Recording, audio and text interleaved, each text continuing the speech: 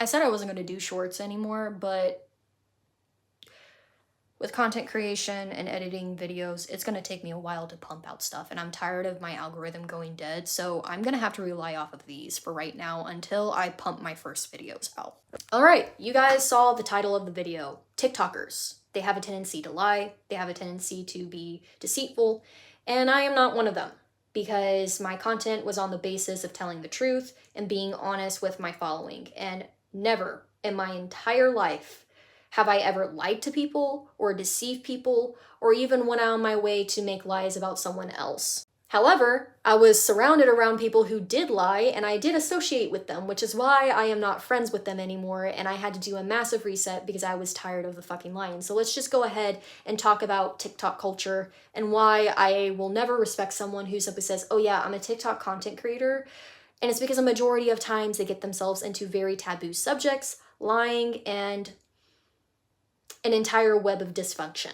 So my biggest pet peeve with the average TikToker is they don't do their research. They claim to do, but they rather rely off of ChatGPT than actually looking into the subject that they talk about, which is why for a very long time I would have these long pauses in hours because I was searching up sources, I was comparing to sources that people sent me and stuff, and it's because I'm not the type of person to believe anybody until I see it for myself or until I gain my own thesis of how it is. And it's not about perspective, it is about the right perspective, and this is where people get things wrong. Another thing that I was so keen about once when it came to making my content is I knew my responsibility as a content creator, that I'm an influencer, and that even though that I had a small channel, I can influence a lot of people.